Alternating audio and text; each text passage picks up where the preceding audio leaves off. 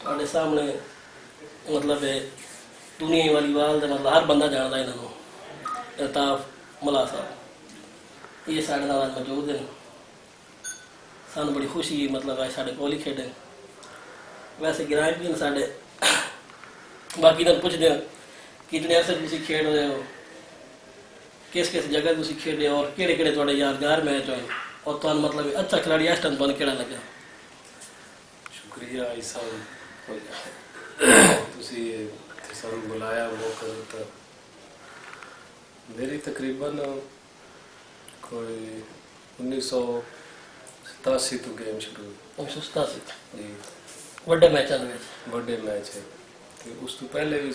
साल कालो से स्टार्टिंग में लै लो ठीक 87 तो मेरा नाम मशहूर है पूरे जिले जी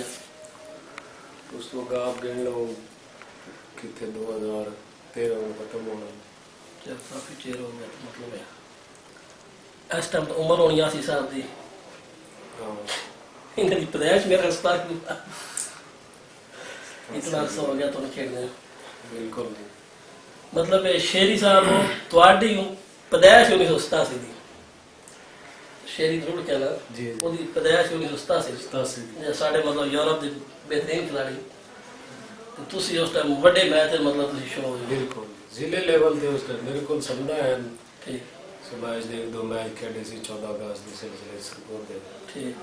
फिर एक मैच उत्थे दो खेल गया सी और साडे क्लास फेलो है अब्दुल रहीम चावड़ा जी बिल्कुल चावड़ा वो मेरा क्लास फेलो सी जी तो वो मैं ले गया उत्थे उस खिलाया ठीक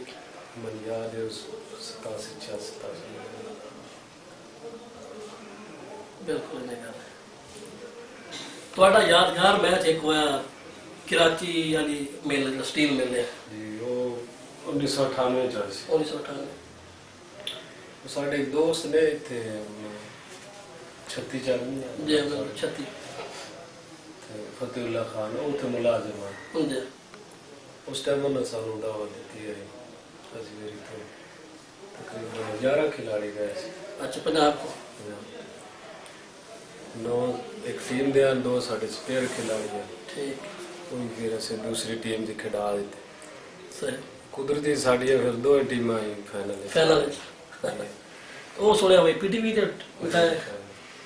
ये जी बड़ी इजाज दी गल है उस दौर सन 98 में कि पीटीवी ने कवरेज दी वालीबाल नु 1998 दे विच बड़ी इजाज दी गल है और साल खुशी कि मतलब साडे जिला सरगोधे दे खिलाड़ी माशाल्लाह हाल इस वक्त इन्होंने नाम पूरे पाकिस्तान है दुनिया वालीबाल है।